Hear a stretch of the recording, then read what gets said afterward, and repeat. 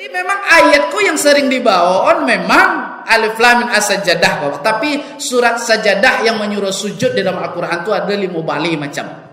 Termasuk surat Al-Alaq, Iqra bismi rabbikal ladzi khalaq, kalla la tuti'hu wasjud waqtarib. Di situ disuruh sujud untuk mendekatkan diri kita kepada Allah Subhanahu wa taala.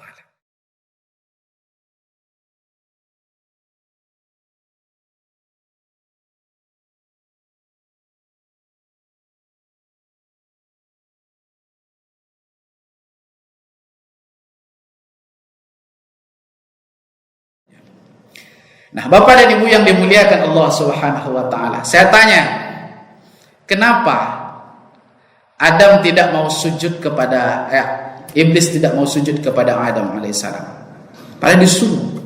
Dan di dalam surah Al-Baqarah juga dijelaskan ini, wa izquna lil malaikati isjudu li Adam fasajadu illa iblis. Malaikat-malaikat mereka sujud kecuali iblis, illa iblis. Aba wastakbar. Jelaskan di sini Bapak dan Ibu yang muliakan Allah Subhanahu wa taala.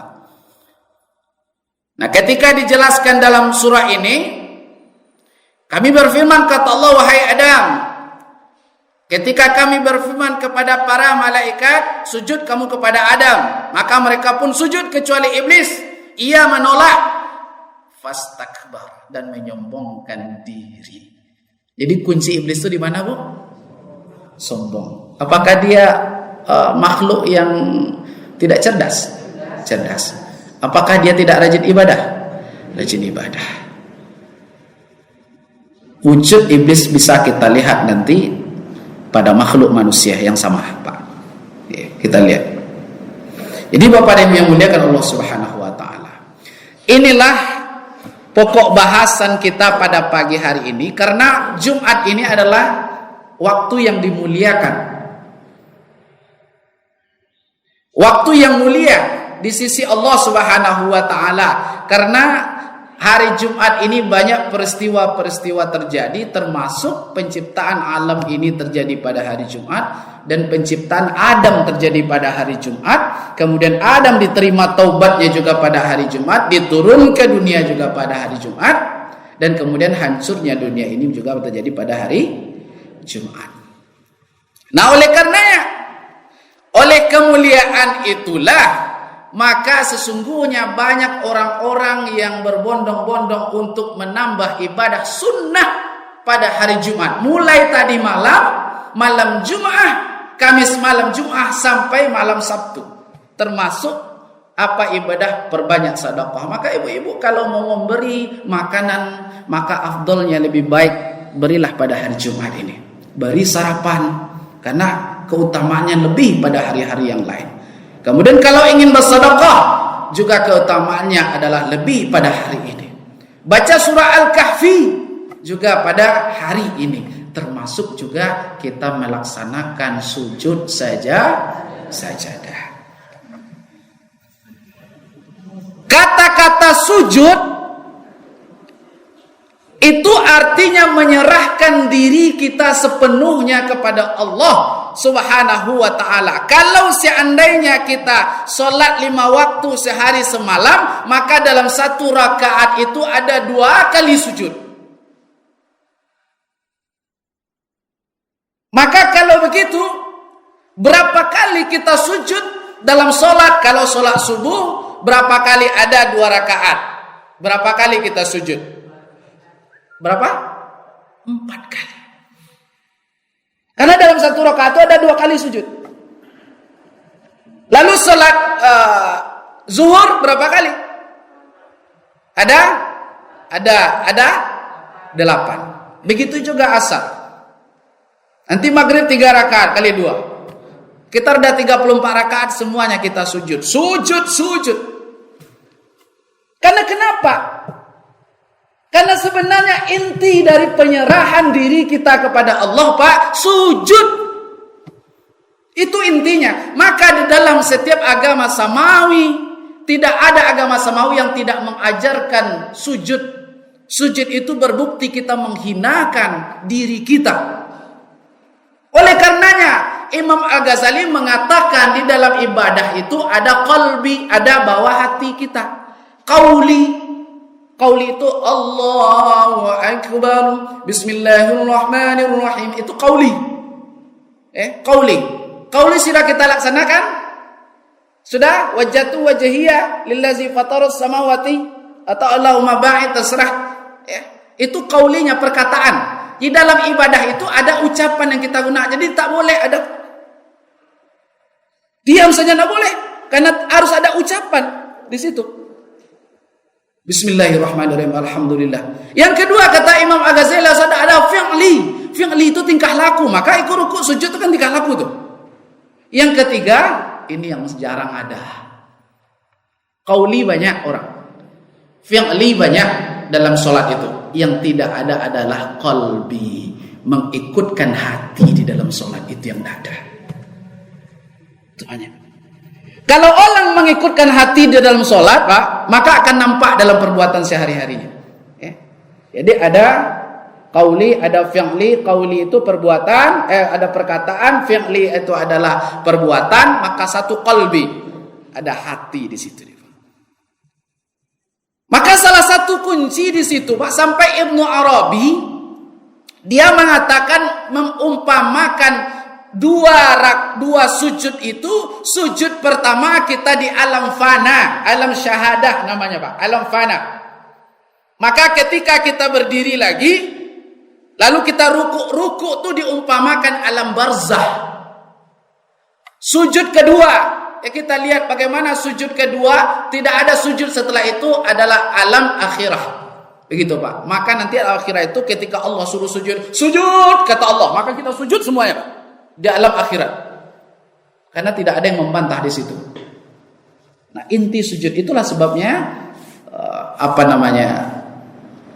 kunci perbedaan kita dari iblis itu adalah ketika disuruh sujud kita mau sujud. Lalu Bapak dan Ibu yang dimuliakan oleh Allah Subhanahu wa taala, sujud itu kata Imam Al-Ghazali mencontoh Rasulullah, maka sujud yang sempurna harus mengikutkan jasad kita, fisik kita sebanyak 7. Banyak, Pak. Kalau ikut ke 7 fisik kita, jenis fisik kita, maka itulah sujud yang sempurna. Mana? Kening 1. Kening mencecah ke tanah. Lalu mana? Setelah itu tangan, kedua tangan. Itu sujud yang sempurna. Lalu setelah itu lutut. Setelah lutut baru telapak kaki, itu yang seharusnya. Tapi Rasulullah dia ujung telapak kaki itu. Maka dalam sujud kalau kita ingin sempurna, maka cecahkan kening kita. Kalau terhambat contohnya dengan kupiah atau geser. Lalu kemudian tangan kita. Tangan kita juga digambarkan di hadis Rasulullah, bagaimana Rasulullah itu sujud mengangkat, bukan seperti kalbun. Kalbun tahu? Kalbun, bagaimana anjing tidur, dia sujud lalu telah diluruskan di sini, Pak. Ini menggeser ke tanah. Sujud yang sempurna, ini diletakkan tepat kaki, maka ini diangkat.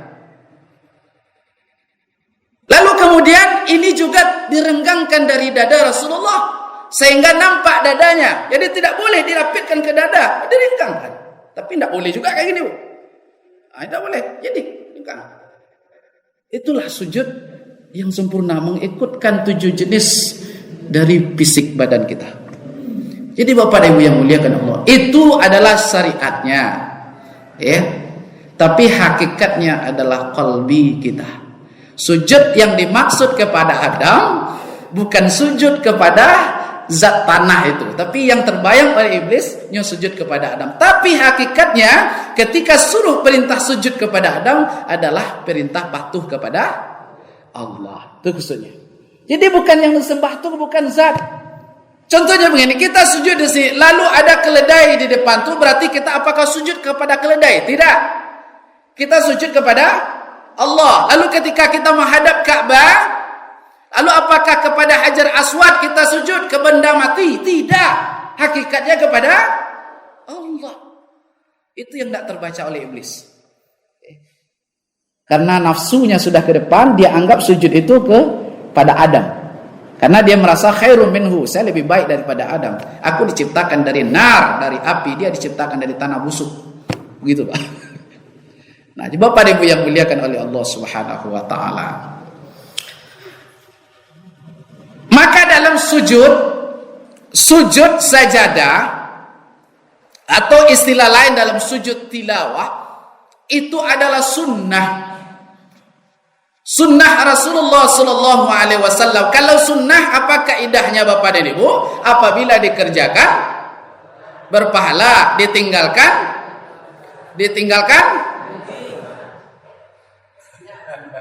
Nah, dikerjakan berpahala, ditinggalkan tidak apa-apa. Ya. Sebenarnya kata rugi ya rugi juga kan, tinggalkan. Nah, cuma tidak apa-apa. Ya. Jadi jangan sampai nanti ketika katakan orang tidak sujud tilawah, ini tidak sah solat. Jangan, tidak boleh. Karena sunnah. Tapi kita di dunia ini harus mencari yang sunnah. Perbanyak. Yang wajib saja belum tentu akan memasukkan kita ke dalam surga.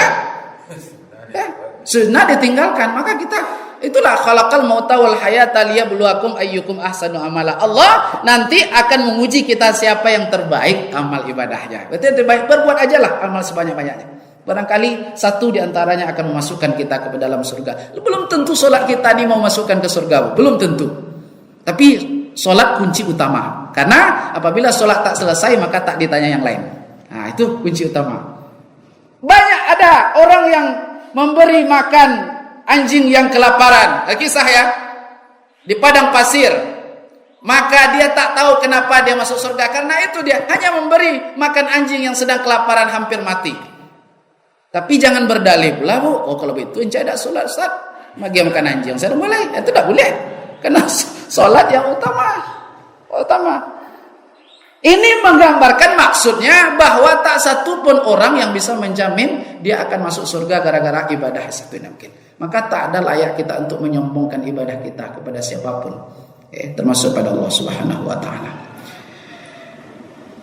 Abu Hurairah radhiyallahu anhu anna Nabiy sallallahu alaihi wasallam kana yaqra'u fi subhi yaumal jum'ah alif lam mim tanzil. Bahwasanya Rasulullah sallallahu alaihi wasallam membaca pada subuh hari Jumat itu pada rakaat pertama itu alif lam mim tanzilul. Ini surat sajadah tanzilul. Kitabil la riba fihi min rabbil alamin. Surat sajadah.